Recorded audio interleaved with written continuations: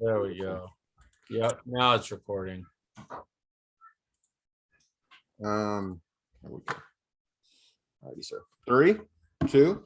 How y'all doing? I'm Paul Ryan, your host of the Across the Cowboys podcast. This podcast is part of the Across the Board Sports podcast family. If you're new to the show, thank you for joining us. And to our regular listeners, welcome back. With me, as always, is my co-host, the greatest co-host in the world, Mike the Pig Crum. Mike, how are you? I'm doing good, Paul. How you doing, man? I'm doing well, sir. Mike, where can we find you on Twitter?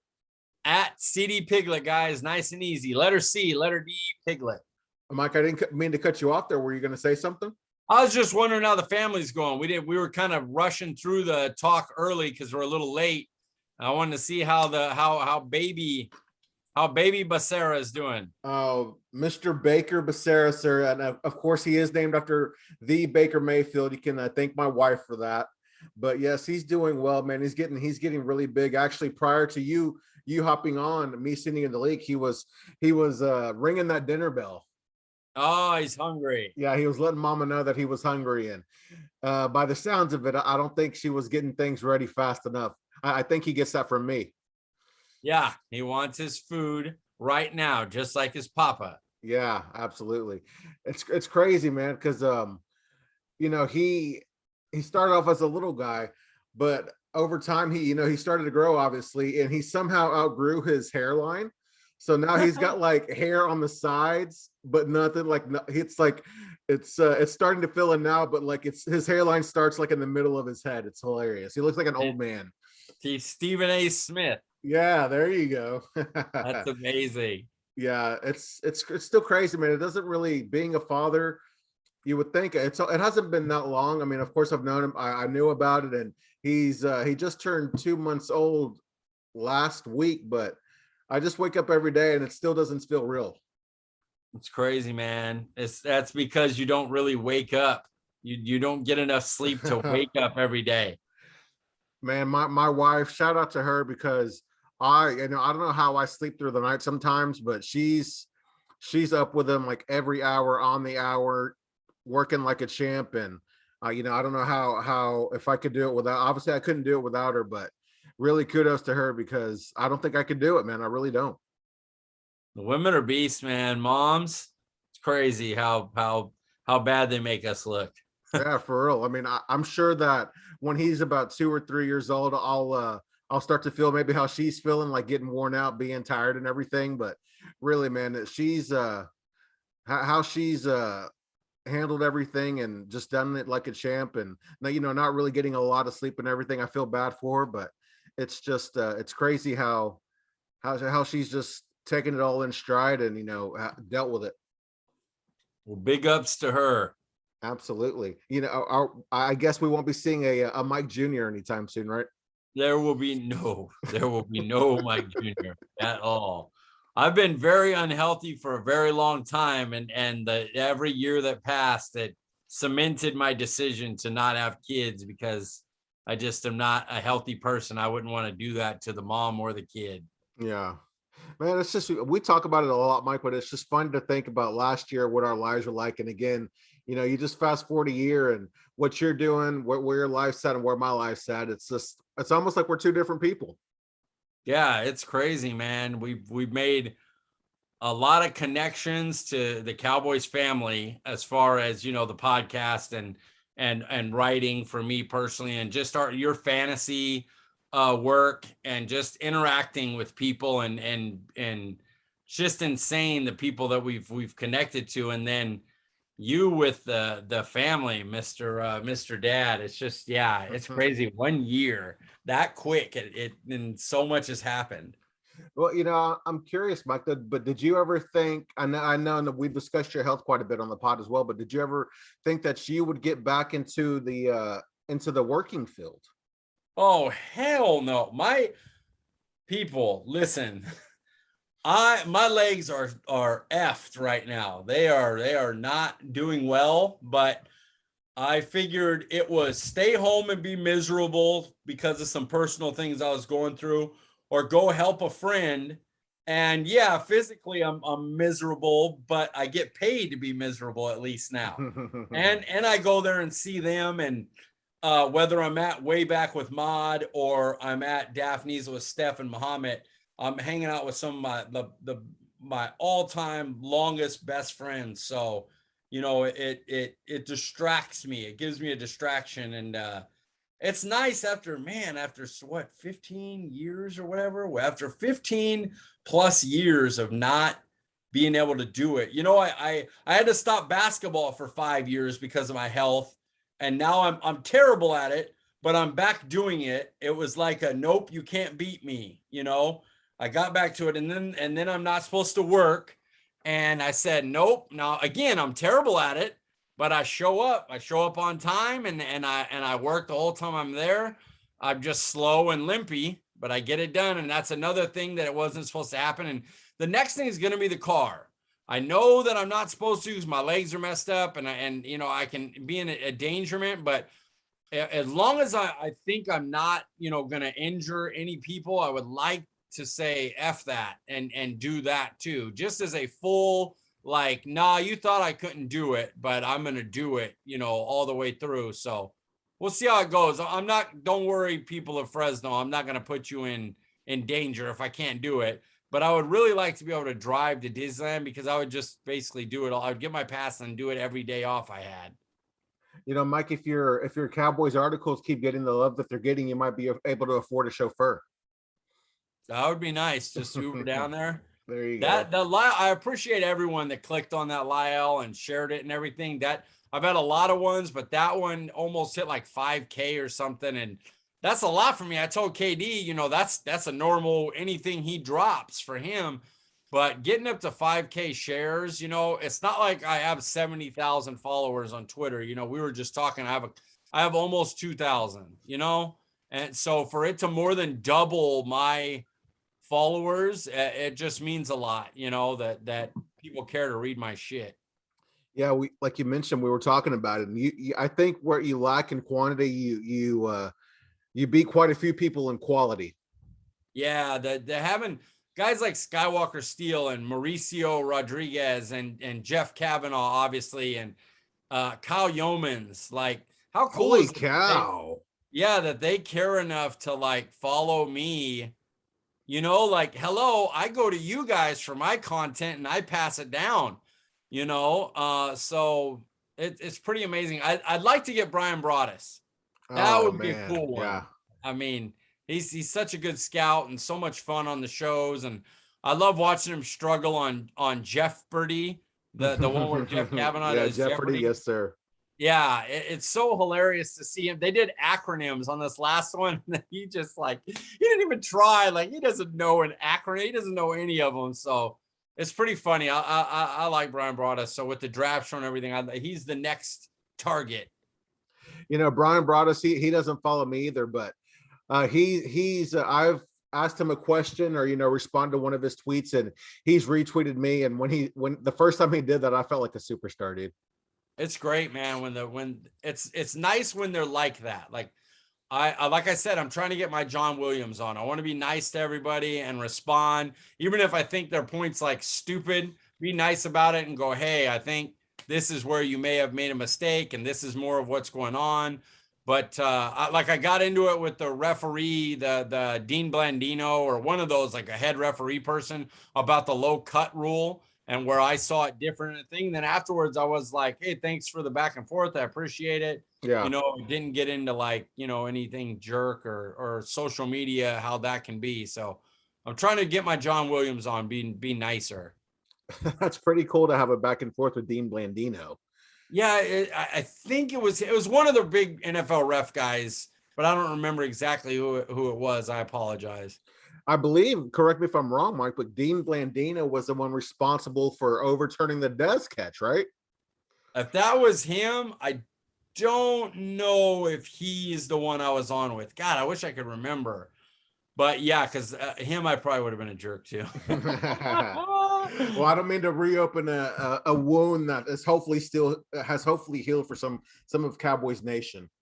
Yeah, now that Dak signed, it's the DeMarco Murray fumble still hurts, but the Dez, that was just a really stupid rule, so it put the refs in a bad position. Yeah.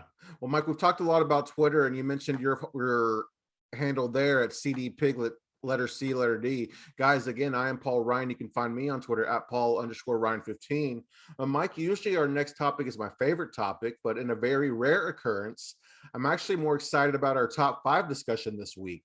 For those who don't know what I'm referring to, top 5 is our end of episode discussion where we discuss a variety of things and rank our top 5 in that category. Last week, we decided to rank Jim Carrey movies, and speaking only for myself, it was a challenge getting only 5 in there. So, I'm excited to see which movies you have in your top 5 this week, Mike. Yes, yeah, it's going to be interesting. That's going to be the little ending after we go through the Cowboys content. You guys can find out our top 5 because I do have some that I promise you people will be shocked are in there for sure. Yeah, I actually, when I was looking through his IMDb, I saw some people commenting on a movie I haven't personally seen from Jim Carrey called Bad Batch. That sounded really interesting. I don't know if that's in your top 5. Don't spoil it, or if it is, but have you heard of that movie? It doesn't sound familiar, and I've seen every Jim Carrey movie. What was it called? Bad Batch. Bad Batch. I'm looking it up. Hold on. That's fine. Well, Go guys, ahead. Tell us what it's about while I look it up so I can see if I've seen it. Apparently these people get lost and then they stumble upon this, like, I don't know if you want to call it a civilization or whatnot, but they stumble upon this group of people that I don't know, from the way it sounded to me, it's almost like Hills Have Eyes type of people they stumble upon.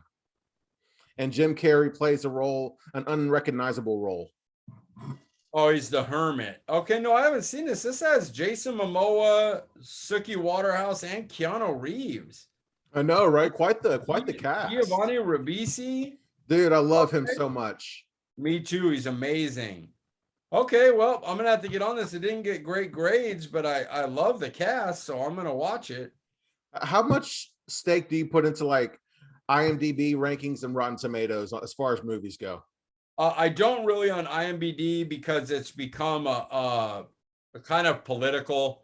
Like if a movie is done by someone that doesn't like a certain somebody, that fan base of that politician will go and just run down their movie. Mm-hmm. So I don't really pay attention to it. So I just kind of go and watch them and decide for myself, Yeah. I believe people tried doing that to Lady Gaga when A Star Is Born came out, I believe.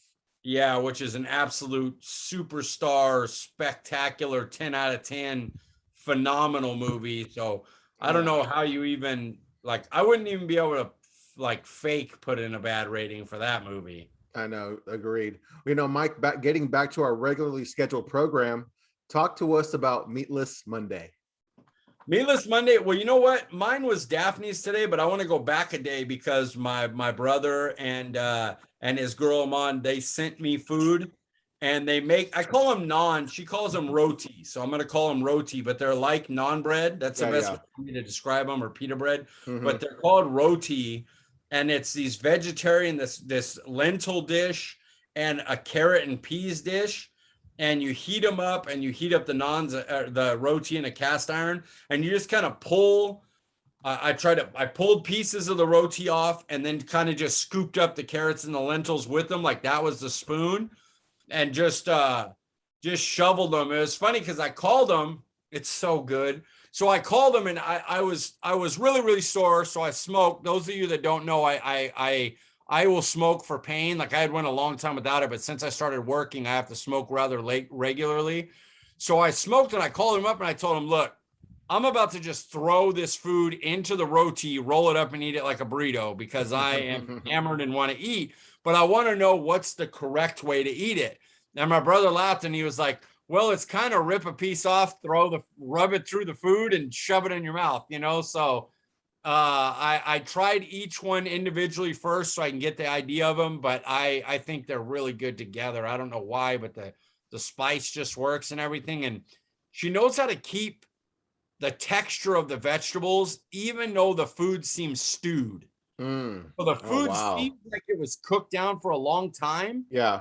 But you still get the texture of the vegetables because you don't want to just have mush, right? And this is through reheating. This is already cooked cold, and I'm reheating it in a cast iron or a microwave.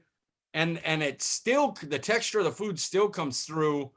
And man, I just love when they cook. And I have no problem mentioning them on here because I'll mention them all day. We'll do literally a pod, Cowboys food pod, and I'll just talk about food, and they will be a showcase of it because I just want them to bring me more of it. So did their food truck open? Not yet. I'm waiting for it. And I've been so busy. We're supposed to have breakfast with them, but there was a miscommunication with my pop. We were supposed to all go get breakfast. He said that it was kind of canceled. So I had to eat and take my insulin. And then my brother was like, "What happened? Why didn't you come?" And I was like, I was told it was canceled, So that kind of stuff happens. I'm off. I have a doctor's appointment Tuesday, but I'm off Thursday and Sunday. So hopefully one of those days we could do something, get together again. That's always nice. I actually got to hang out with my little sister over this weekend, and one of my cousins and my brother-in-law and sister-in-law, and I don't know if you want to call him my nephew-in-law, or their son came over, so I got to spend some quality time with the family. That's always important. Yeah, it is. It is. It's a good thing, and it makes me feel better through the stuff I'm going through. It's good to be able to connect with family, and they know you're there for them. That you're there for them, and they're there for you. More importantly, in my case right now. Agreed. Well, Mike, our Cowboys family had a lot of things to say over the weekend, especially after that week 3, I guess that week 3 preseason loss. Was our performance against Houston concerning at all things considered? Not really, because the only real concern is the fourth string quarterback. He's really an issue. He's terrible, but he was never going to be on the 53. No team's going to pick him up. He'll end up being on the practice squad, and a lot of people don't even want him on the practice squad, but he'll get on there because he can do some stuff like run around like Russell Wilson or Kyler Murray and stuff like that. So he can be a good scout team person. So other than Ben DiNucci looking like really, really, really bad. I'm sorry to pile on the kid, but he's just a really terrible player right now. And, other than that, I don't think we're that bad. I thought the defense played well. I thought the offensive line looked okay. The defensive line looks ferocious. The whole front seven looks ferocious. And I don't really care about record. And most importantly, there was no injuries coming out of that game. Right. Minus the little limp from Gregory, there was nothing. So sign me up for that for the next one, and I'll be happy. We can go on 4. I do not care. Yeah, personally, Mike, this performance, while disappointing, doesn't say much to me either. I mean, we see good teams play bad against bad teams in actual games. So, and when you think about that, but it's not often that every quarterback on your team has a bad game on the same day at the same time. Yeah, no, it's not. And there's positives to take. If I'm looking forward, am I nervous about the first 2 weeks? Yeah, I think in my Cowboys Nation not going to like this, but in my mind, I don't think Cowboys are going to win either of the first 2 games. I think the defense will play well enough to win games. I just think the offense is going to need some time to gel. Lyle hasn't played. Tyron hasn't played. Dak hasn't played. Zeke hasn't played. That they haven't played together, I should say. I know Tyron and Lyle got some snaps, but the quarterback and the running back hasn't played at all in preseason. None of them have played together, and you're asking them to be good enough to probably score 30 points. Because even though I know the defense is going to be a solid unit this year, I do believe they're going to be a above average unit. Mm-hmm. You're still facing Tampa, and Tampa can put 30 on a good defense. San Diego's going to be able to put 30 on good defenses some weeks. So I expect Cowboys to go 0-2 right now. That's just what's going through my head. But I don't think it'll matter because the division's not great and the rest of our schedule lines up pretty good. And I think the team, as the weeks go on, the offensive defense will only get better and better week in and week out. I'd agree. And, you talk about a possible 0-2 start, which while that would mean something, I don't think that would ruin the season by any means. But does the 0-3 record during the preseason mean anything? Not a thing. Next question. Yeah, Mike, with most of our starters either playing limited snaps or not playing at all, I'm taking this record with a grain of salt. We should also think about the teams we face: Pittsburgh, Arizona, and Houston. 2 of those 3 teams are projected playoff teams. and they don't want to show anything to Arizona because they play them. Right. And and if you look at in the time we played our quote unquote starting people, we had 2 touchdown drives with Cooper Rush. Like that, the screenplay was so nice to Pollard. Pollard had a really nice game. Yeah, he did. They got that little corner route to Cedric Wilson, the pass on the money. The defense looked excellent, especially the front 7, considering how much, people they've lost. Like Tank can't play right now. Gallimore goes out. They just haven't, been able to get their guys there and playing. Gregory's only played limited snaps, so considering how little they've had, they've looked pretty solid. So I'm happy with the quote unquote 0-3. That doesn't really bother me. Gallimore's injury is the only real problem this preseason. Has our defense been as good as we think, or has it looked better because our offense has been so bad? Okay, this is how I'm going to put it. Okay. I think last year's defense being so bad has kind of made the defense so far overrated. Oh, yeah. Like they've been solid. Okay. They've been about average to above average, but because last year was so bad, everybody's like, oh my God, look how great they are.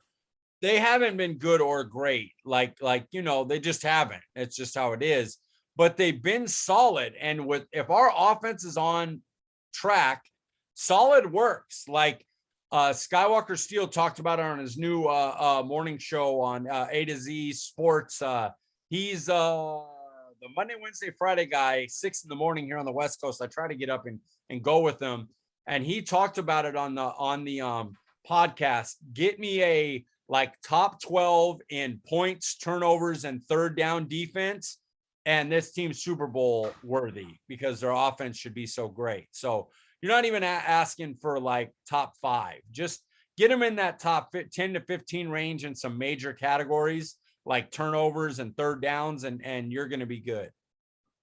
Yeah, I mean, you thinking about those numbers, especially on third down, Mike, those would be some great numbers, especially when you consider how we were last year, and then you think about all the new pieces on our defense this year to have those types of numbers with a new defensive coordinator and some inexperienced players playing at key positions, man. That'd be really exciting.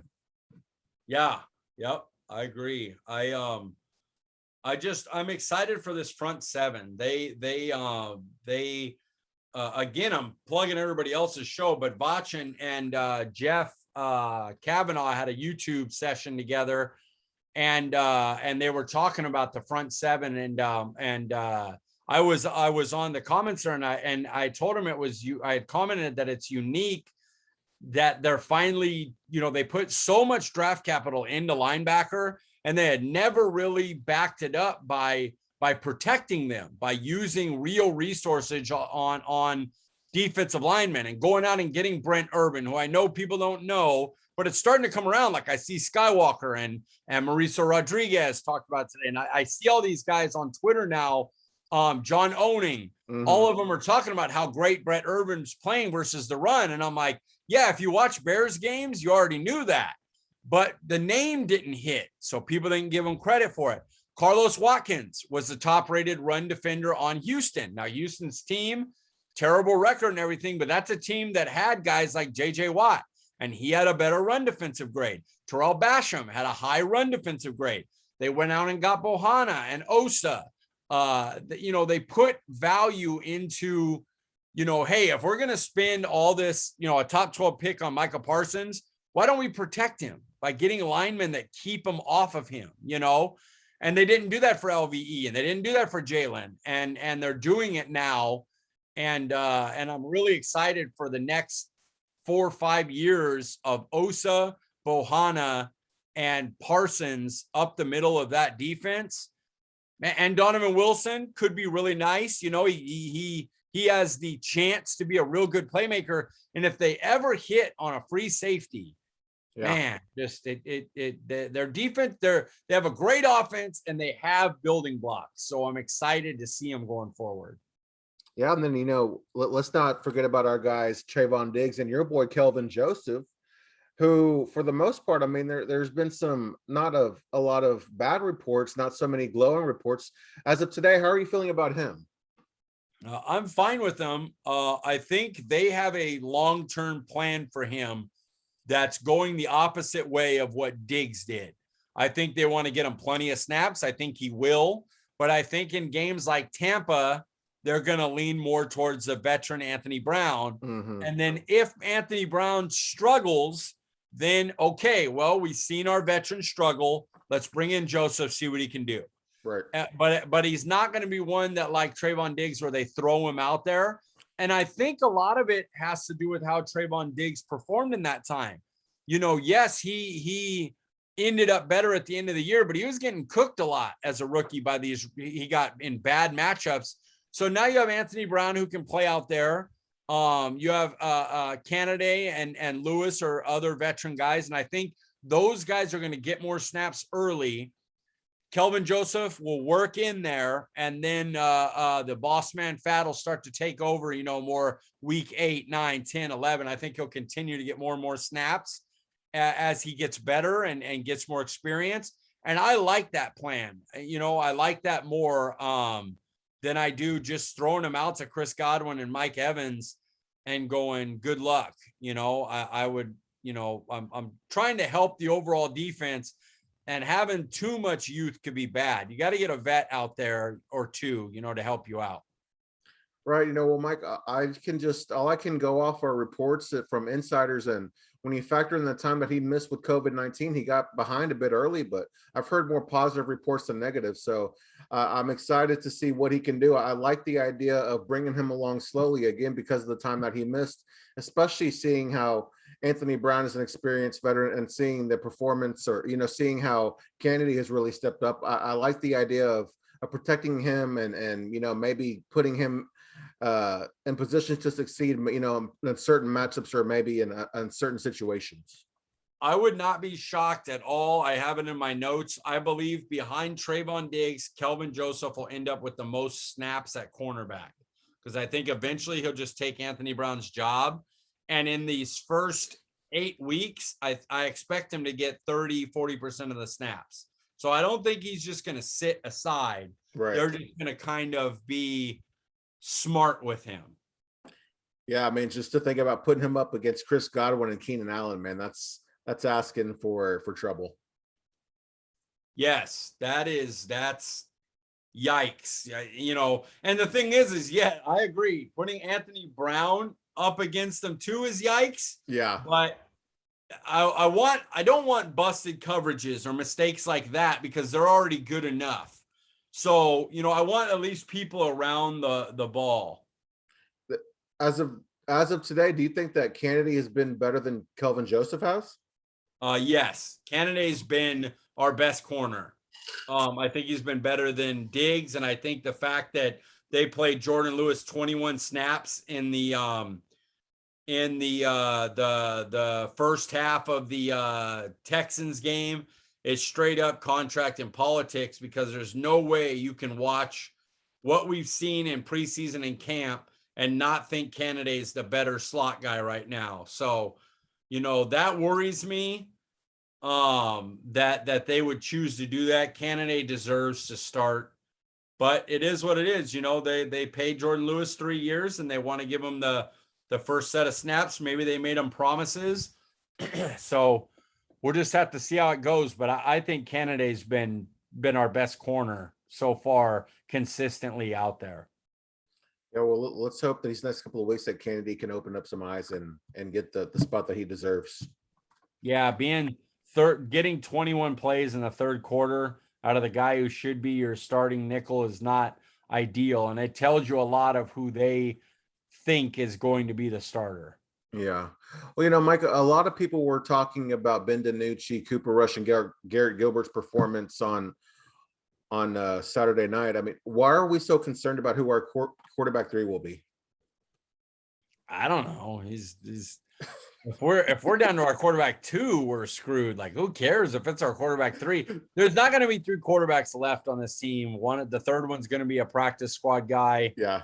And it'll probably be DiNucci. They'll just throw him down there and hope they never have to play him the whole year. So we shouldn't, honestly, we shouldn't even really care about the whole backup quarterback thing annoys me. It's not like it's not that the backup's not important. It's that there's not backups out there right now. Blake Bortles, I would rather have Garrett Gilbert that knows the system than Blake Bortles who has to learn it. He's not that much better that I'm like trying to move heaven and earth to get Blaine Gabbert in here. He's terrible. So's Gilbert. If Dak's hurt, you're going to be in trouble. Yeah, we discussed that a few weeks ago. But, Mike, if Ben DiNucci is cut, which is likely going to be the case, who do you think is the likely beneficiary? Do you mean like who on the roster might stay? Who might get a chance to make the 53? Bradley and I think Bradley and I has made a case these last 2 weeks coming back from injury. I don't see how you don't put him, stash him, do something. I get it. Measurables are a thing. Sometimes football players are football players. Bradley and I's a football player. He beats your best tackles. And you know what? Beating Tyron once out of 10 is something because a lot can't do it. So yeah. Bradley and I's beaten Tyron Smith a few times. I've seen Bradley and I on tape set an edge, shed, and bring down a tackler, running with the ones. So I think I think the reason Connor Williams is playing center and snapping center, and the reason we're only going to have 2 quarterbacks, and the reason we likely go in with like some weird combinations on offensive line, receiver, and linebacker is because they're trying to sneak people like Bradley and I, Mukwamu, Fihoku.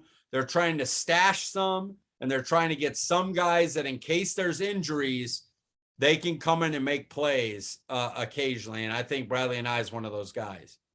Yeah, I was hoping you were going to say Mukwamu, but I'm glad you mentioned him there. Yeah. He's playing everywhere, man. And if he ever learns to stick his head in and say, I'm going to go make this play instead of like, okay, if it gets to me, I'll tackle him. He's not a terrible tackler, but he's not like I'm going to get in there and make that play. And you got to be like that to make it on special teams. And since he doesn't, and he's not a big time special teams, it's hard to justify a 5th safety because I honestly believe we know the 3 are going to make it, Wilson, Casey, Hooker. And I think one of the 2, Curse or Thompson, makes it special teams.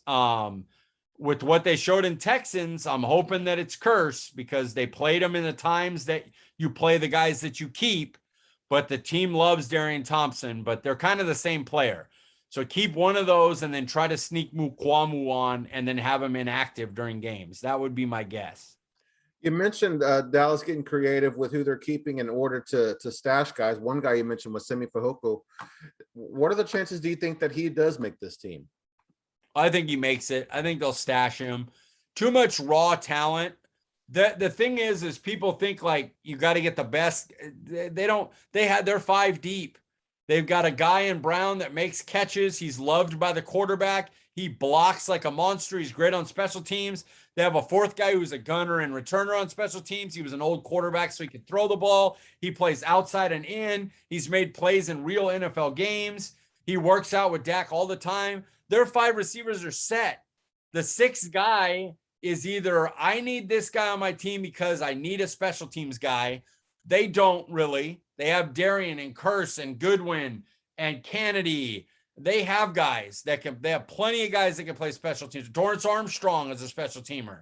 So they don't have to get a guy like Malik Turner on the squad for special teams because their 4 and 5 guy does that. So the 6th guy, I think they're going to stash Simi in hopes that he can make that year leap in year 2.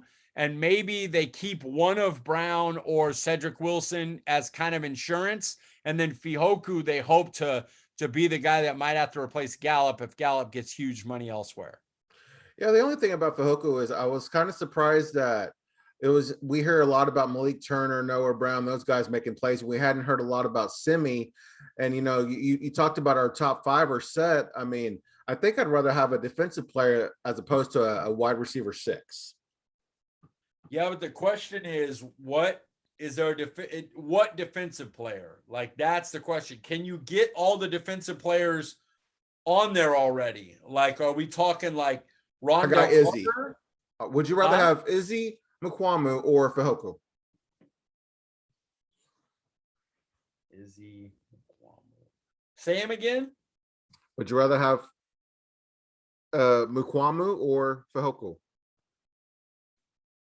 Man, I would want Mukwamu, but I think Mukwamu has a better chance of making the practice squad.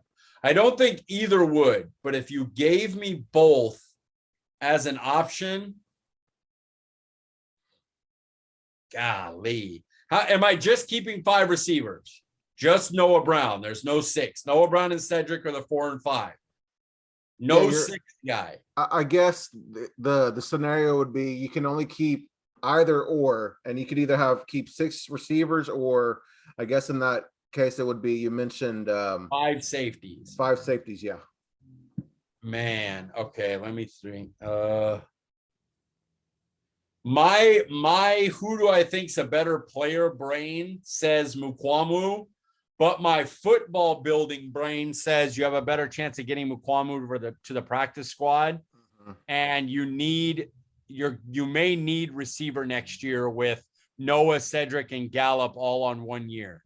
So my football brain would say, even though I'm taking the less player right now, I would want Simi to stash him and then hope I can get Mukwamu onto the practice squad, knowing that I may be leaving a really good playmaking safety in a year or two available for teams to go after. Well, Mike, if there's a world where we can keep them both, man, I'm all for it. I think that world exists. I'm going through my 53 man, and I really believe both of them make the team. Well, hey, I'm all for that, Mike. So, one person who's going to be making the team for sure is going to be Conor Mcgovern, and oddly enough, a report came out that teams had been calling Dallas, inquiring about him in a trade. So, in a 1-for-1 deal, Mike, who would you trade Conor Mcgovern for? And let's just say we're trading for maybe a backup quarterback, a cornerback, defensive tackle, or defensive end, some depth at those positions. Is there anybody? No, I'm keeping Conor Mcgovern. I need offensive linemen. My offensive linemen have not shown that they can be healthy besides Connor Williams. So I need somebody for 3 games for Zach Martin. I need somebody for 3 games for if Biotis goes out. So yeah, I'm not losing McGovern. I think he's a quality backup offensive lineman. I would not start him over Connor Williams or Biotis. I think they're both better players, and they both are just have shown on tape to be better so far, in my opinion. McGovern didn't have a great game this past week. He got pushed around quite a bit, but I like him as a backup. I think he can come in and play some pretty damn solid football, and I can find the other positions easier than I can find offensive linemen. No, I would agree with you there, Mike. I would rather have Conor McGovern, especially when we know the injury history of Tyron and Connor Williams. Yes, exactly. Yeah. And I know that a lot of the injured people are more tackles, but I don't care. On offensive line, you need offensive linemen. Your big guys are going to get hurt a few games. Give me a guy that can play left guard, right guard, center, or at least he can play. One of the other ones can play center, and he can play either guard spot. Yeah, and you know what, Mike? I'm realizing something that for the sake of the exercise, I did have a player. However, it was Marcus Williams, free safety. So he wasn't a quarterback, a cornerback, defensive tackle, or a defensive end. But how would you feel about a deal like that? I think Marcus Williams is an excellent starting safety. And I think the Saints would be stupid to do that trade. And I would take it if they wanted to be that stupid. Marcus Williams he'd instantly be our best safety. Instantly. I have a few notes here. He's 25 years old, obviously plays a position of need.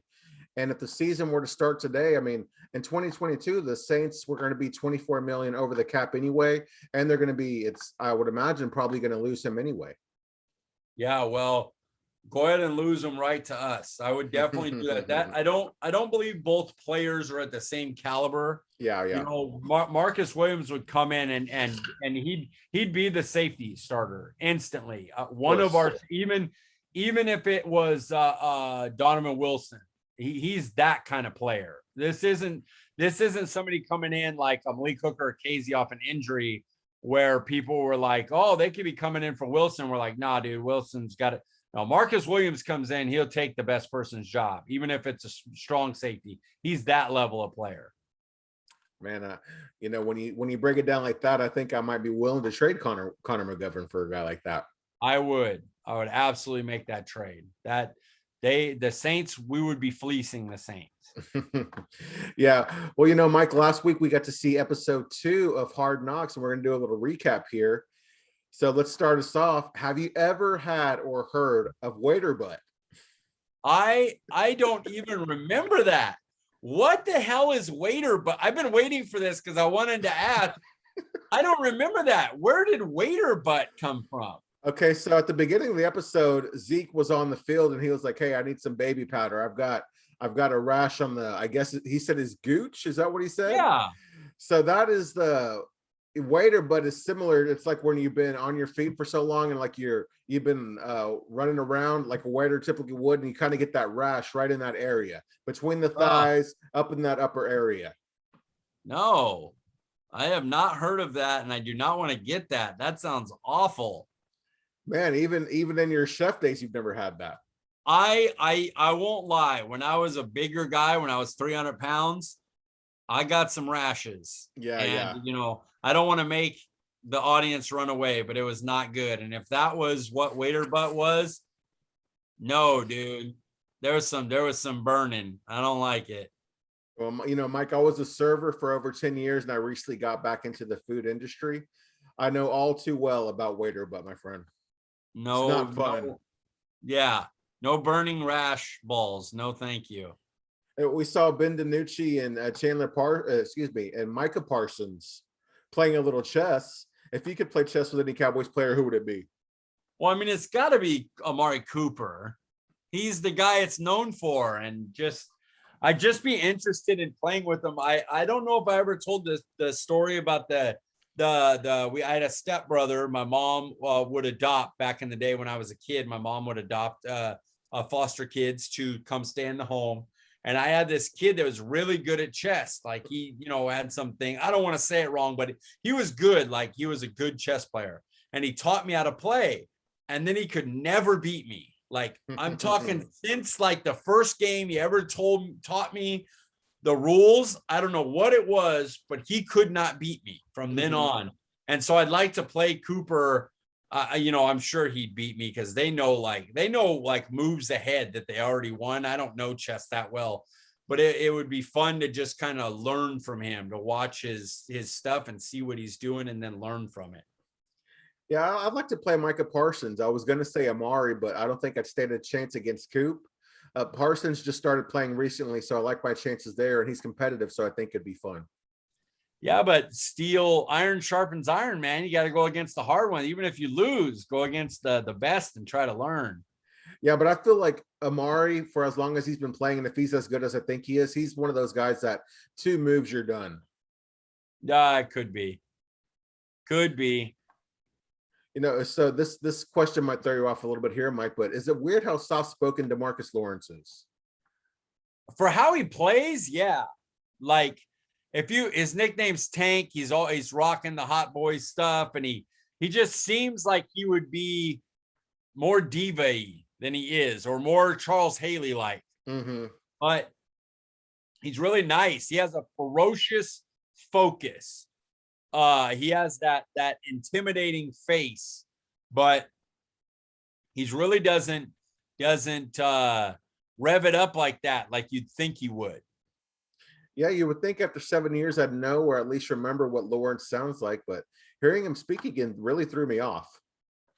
Yeah. I remember he was with his family. I thought the same thing. I was like, oh wow, that's that's that guy's voice, because you see him so intense on the field.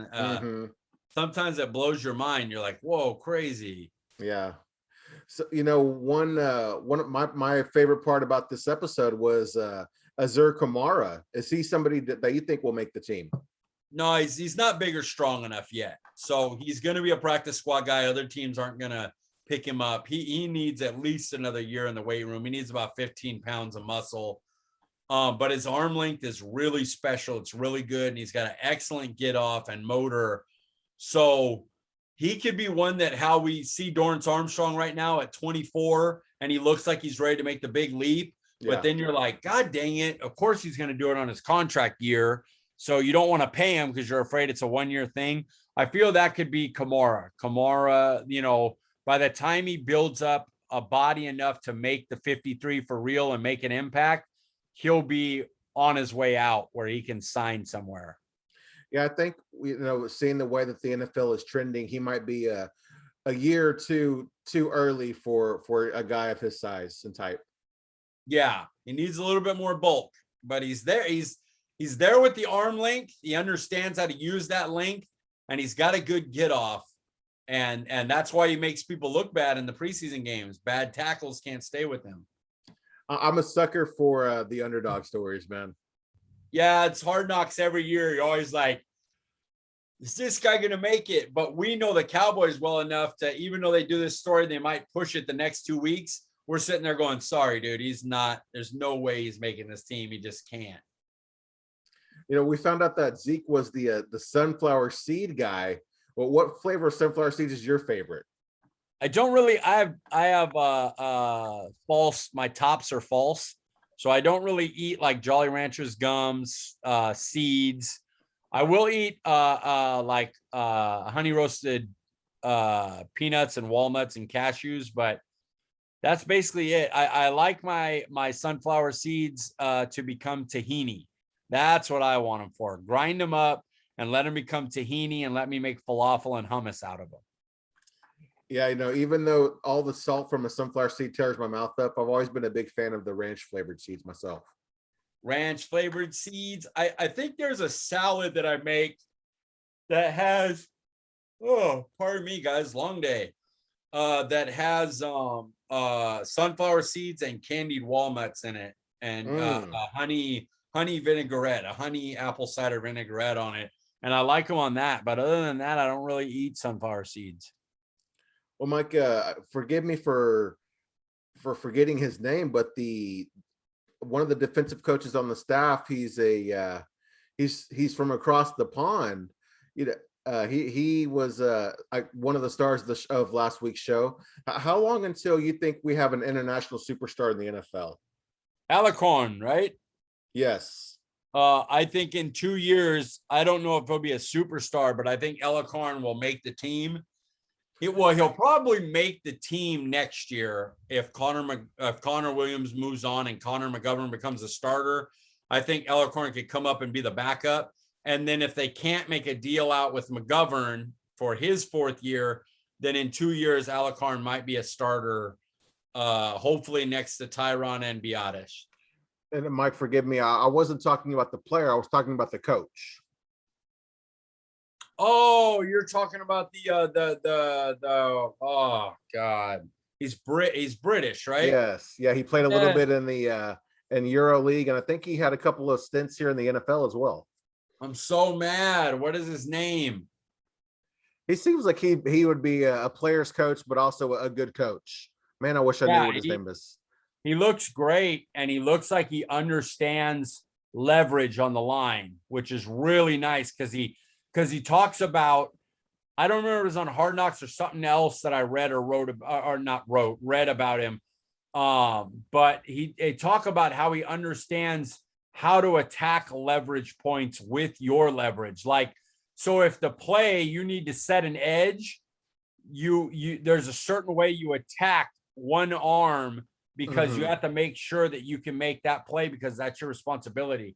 And just understanding that is really, really awesome to see. Our coaching staff really knows how to coach this year. And I love that about him. So maybe his strength is helping you with your technique. Yes, he understands what techniques to use for the play you're doing. So like he's like, don't, just because this tackle is vulnerable to an inside move doesn't mean you use an inside move if your job is to outside contain. So he understands to teach people like, yeah, you could beat this guy like this, but you need to maintain your edge. So try attacking him this way. And I really like that. Oh, Mike, you mentioned Alacon here in 2 years, maybe not being a superstar, but being here on the Cowboys. With London becoming more and more involved in the NFL, I'd actually be surprised if in 5 years we didn't have a European superstar in the NFL. I agree. Yep, I agree. There will be one. There'll be some diva wide receiver or some safety that comes in and talks a bunch of smack in an accent, and everybody falls in love with them. The media falls in love with them. If you had to choose a foreign accent, which one would it be?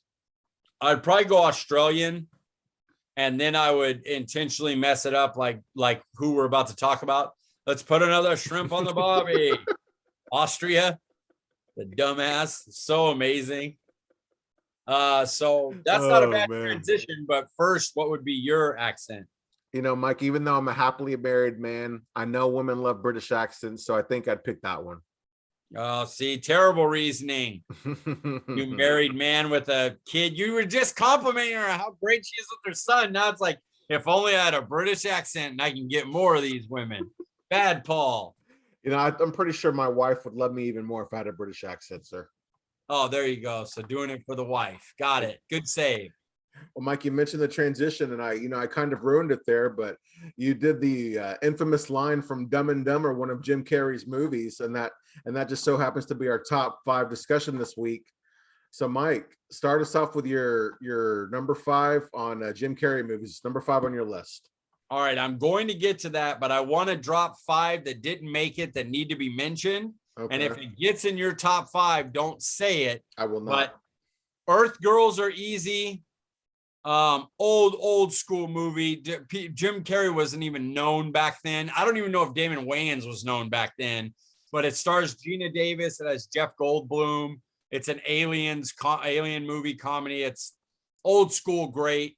The Incredible Burt Wonderstone with Jim Carrey and Steve Carell, where they play magicians.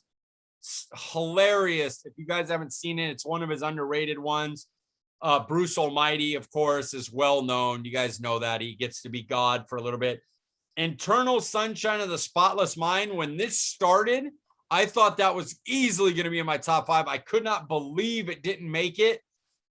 And that one and Me, Myself, and Irene were the 6 and 7 that I did not get into my top 5. Yeah. And it was just such a shocker that they didn't make it, that I had to make sure that they were mentioned. And then Paul may mention them in his top 5, but I wanted to make sure you guys know I love those movies. My personal top 5, they just missed. Yeah, well, before you give your top 5, I'd like to do my honorable mention, and one is Me, Myself, and Irene. And I have a feeling this might spoil one of your top 5, but I couldn't get it in there, and I'm kicking myself because I couldn't find a way. But The Cable Guy. Oh, you know what? The Cable Guy was number 11. Oh, okay. Didn't make my top 10. I was shocked. That is surprising, man. Well, I did the respect on Earth Girls Are Easy because he's not a big part of it, but that was a big movie in my childhood. So even though he wasn't a known thing or anything, he was in the movie. He was in a lot of the movie. He just wasn't a focal point like, oh, Jim Carrey's so funny in this. He just was an unknown then, basically. So, I just wanted to get it in there because if people hadn't seen it, it's when they can go back, and it's 40 years old, but they can go back and check it out if they want. And one more I'd like to add, in a more serious role, but I Love You, Philip Morris with Ewan McGregor. Transition. That's my 5th. That's your 5th, dude. That's so good. So freaking good. It started as my 1 because that's the movie I went. And then I went through with his list and said, okay, I like this one a little bit more. But it honestly easily could have been 2. Only my number 1 is one that I'm like, nah, for me personally, this is definitely 1. Mm-hmm. But I Love You, Philip Morris is brilliant, guys. And a lot of you probably don't even know what it is. him and Ewan McGregor. It's a true story about a He's a con artist, right? Is that what you would call him? he's a con artist and they fall in love. And Don't spoil the ending though. It would blow you away, the stuff he got away with, and it's a true story. Like it's incredible. I can't recommend that movie enough, because a lot of the other ones you hear from us are going to be ones that go, oh yeah, movies that made Jim Carrey, of course. Yeah. But if you haven't seen I Love You, Philip Morris, watch it. They're so good in it. Him and Ewan McGregor are just brilliant. You know, Mike, I don't know if this is going to be in your top 5, but number 5 for me is Man on the Moon. Beautiful. That's Andy Kaufman. Yeah. Wrestling fan all my life, so I absolutely know the character he played, and I love that movie, and I think it was 14th on mine. Holy cow. Talk about the catalog that Jim Carrey has, right? I know, not quite Tom Hanks, where we had to go like 30 deep, but I could have definitely did a top 20 on Jim Carrey if I really wanted to. Oh yeah, for sure. Well, Mike, I'll start us off with number 4, and I hate having this at number 4, but I had to get it in my top 5 is Ace Ventura: When Nature Calls. Oh, snuck the second one in. Yeah. Snuck the second one in. I love that movie. I love the Tommy Davidson. It's my favorite part of the whole thing is that spear. Quick, throw me a spear right in his leg. Oh, it's probably my favorite part of both Ace Venturas put together. That it makes me cry when it's on. It's so quick, throw me a spear right in his other leg. It's so funny. God, I love it. When I worked at Olive Garden, I would on occasion just randomly walk into the kitchen and go, Bumblebee Tuna, and see who would get that reference. Got it. Yeah, you know, I was surprised at how many people actually laughed and remembered it. But Bumblebee Tuna, man, gosh, that'll live with me forever. Dude, he's just legend, man. Jim Carrey. I'm so glad we did Jim Carrey. He's so great. Right. So Mike, look at the joy years later. Yeah, for sure. My 4th is not a funny movie, but man, I really like it. It's called The Number 23. Yes. So good, dude. And it could have went anywhere 2 through 4 as well. Mm-hmm. 2 through 5 are all basically even. And I just put them in order of like respect, basically. Right. A lot less people know I Love You, Philip Morris. A lot less people know Number 23, but they know that a little bit more than the Philip Morris movie. So yeah, I had to get that in there. Great mystery movie. I highly recommend it. Jim Carrey in a serious role. He does it so well. He does everything, you know. So I love that movie. It had to be in my top 5. Well, Mike, what's number 3 on your list? Number 3, the original Ace Ventura: Pet Detective.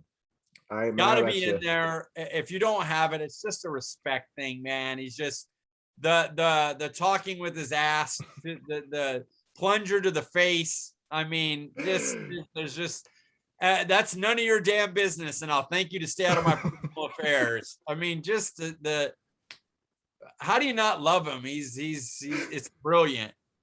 I love the scene where he's watching that video when Courtney Cox's office, and he's eating those sunflower seeds and just putting the shells on her desk, and she's like, would you like an ashtray? He's like, no, smoking's a disgusting habit. Yeah, and it's the nasty, it's all in his teeth and everything. It is. It's so well written for how stupid it is. It was so well written. It's just brilliant. Oh, Finkel and Einhorn, baby. Yes. Finkel and Einhorn. Yeah, the plunger to the face, man. That is just, it's genius. So number 3 on my list, Mike, is actually number 4 on yours, number 23. Oh, good one. Like we said, it's a brilliant movie. Like, you don't expect it out of him because he's done comedy and like way over the top goofy comedy, not like serious, comedy or his like very physical, goofy comedy. For him to come in with a role like number 23 and kill it, I got to watch that movie again. Yeah, same here. And, we were talking about I Love You, Philip Morris. That was another one I'd like to watch as well. I'll watch again, at least. Yeah, that one's, I just watched that recently. It was on Showtime, I think. And it's so good. Must watch, guys. Got to see it.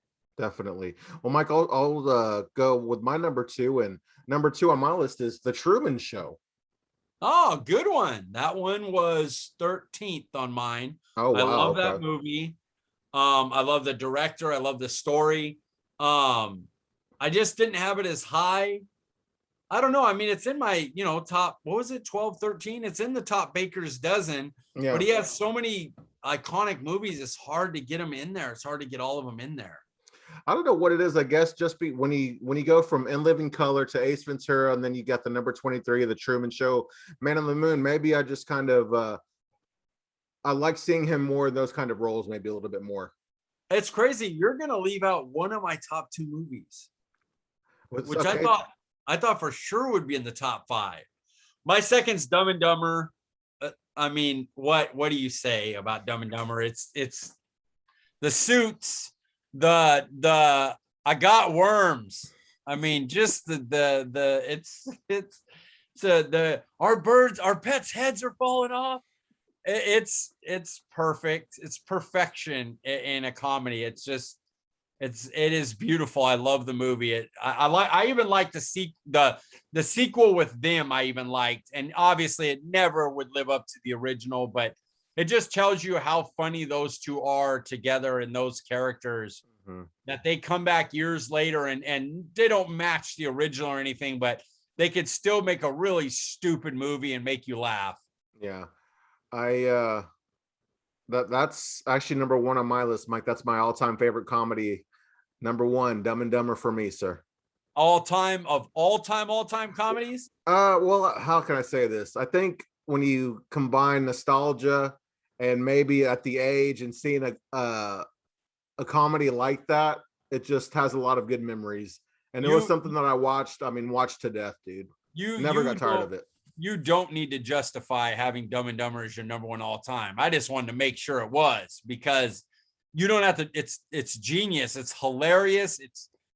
It is brilliant in its stupidity. That's what makes it amazing. Like, it's so smart with how they do their stupidness. Like, you can have it as your number one, and I don't see people like up in arms about it, because it's so funny. Did I totally redeem myself? Yeah, perfect. My number one didn't even make your top five, but I knew it. Like, the minute I saw it, I was like, oh yeah, duh, that's my number one. I watched the outtakes constantly on YouTube. I think it's brilliant. Liar, Liar. I was trying so hard to find a way, dude. I haven't seen it in so long, but man, that is one that just even not even Jim Carrey genre, but just comedy genre doesn't get discussed enough. He comes in, the premise of giving Jim Carrey the thought of like, hey dude, you can say whatever the hell you want, because because you have to. So the part where he first gets it, and like the lady in the elevator, Krista Allen, who I had the biggest crush on back in the day from her Emmanuelle movies. Don't look those up, kids. But they he goes in, just, everyone's so nice to me. Well, that's because your boobs are huge.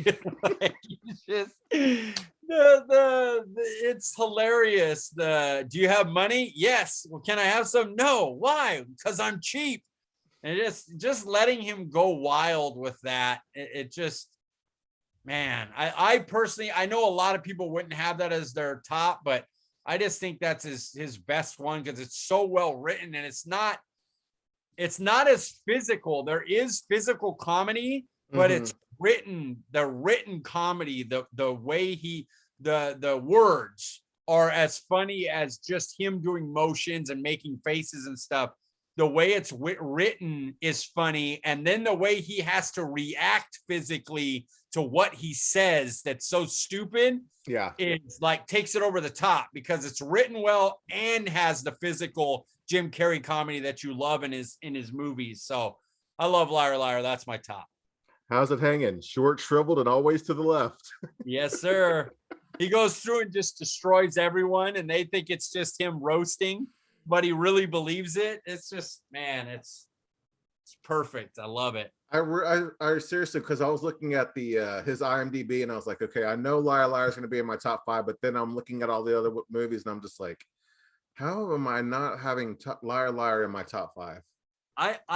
The one for me that had that is Eternal Sunshine of the Spotless Mind. That is one I've never seen. Oh, it's seriously, it's as good as Philip Morris and number 23. It is as good. It's brilliant. It's about a couple who they have fights. They decide to break up, and there's this company you can call that'll erase the person from your memory so that you don't have to live with the sadness of it. But the problem is, in the middle of them coming in and doing it, he kind of subconsciously decides like, oh shit, I don't want to do this. And the memories try to hide. Kate Winslet and him try to hide from the things that are coming into his mind to erase him. Oh, so that's why it's called Eternal Sunshine of the Spotless Mind, because it's like eternal sunshine is like happiness. You're happy because you don't have to have these sad thoughts of this person. Mm-hmm. But the memories in there are like, wait, I don't want to lose you. You know, so they're trying to escape from it. It's really it's a brilliant idea for a movie, and Kate Winslet and Jim Carrey just nail it. And when it came up, I was like, I wonder if that's going to be number 1. And then Philip Morris, I was like, no, I like Philip Morris. And then Liar Liar, I was like, well, Liar Liar is my number 1. And then it was getting those respect ones. And like, how do you not put Dumb and Dumber and Ace Ventura in? Just on respect. Like they're as good. So why not put them in and then just mention, hey, everybody watch Eternal Sunshine of the...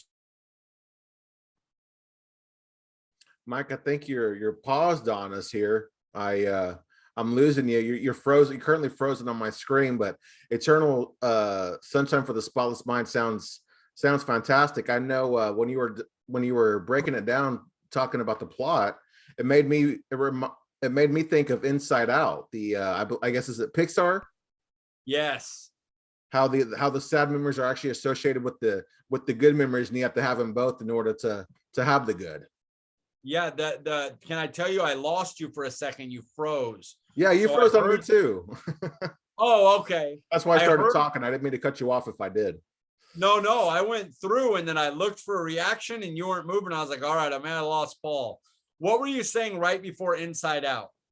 No, I was just saying that I was letting everybody know that what I was seeing on my screen was that you had frozen. That when you were breaking down Eternal Sunshine for the Spotless Mind, it made me think of Inside Out.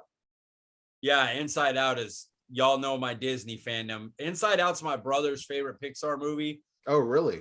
Yes. That's one thing. We're never going to do a top 10, a top 5 Disney or Pixar. It will not happen. I will not be able to do it. I will bring 50 movies. It just it'll never happen. There's too many I have to mention. So that is one thing that I don't see that being possible. You know, I was sitting here thinking, Mike, maybe we should let one of our day one guys pick our top 5 for next week. Maybe a Frankie Kenneth, maybe an LP Cruz or somebody like that. Maybe let them pick the category for us. If Anthony existed anymore, we'd have him, but Anthony's gone. Yeah, let's have it be let's do LP first. Frankie picks next week. Hey, that sounds good, man. I like that idea. All right, we'll hit him up and let him know that he can pick our top 5, long as they don't say Disney or Pixar. Well, Mike, the Jim Carrey discussion was a great way to end this episode, sir. Love it, man. Love it. We get the Cowboys content in the middle, but food and movies and top 5s around it. A lot of fun. Yeah, absolutely. Well, Mike, before we get you out of here, remind the people where they can find you on Twitter. At CD Piglet, guys. That's letter C, letter D, Piglet. Nice and easy. Guys, please give Mike a follow. I mean, I'm close to 5K and this guy's not even at 2,000. We got to change that. Unfollow me and follow Mike if that's the case.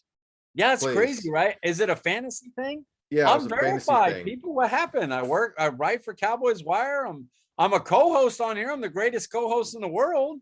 It's a lot of bots, Mike. I think that's what let's sum it up to that. It's just all bots. Yeah. All 2,000 of mine. Well, guys, I am Paul Ryan. You can find me on Twitter at Paul_Ryan15. We appreciate you joining us, and we'll see you guys next week.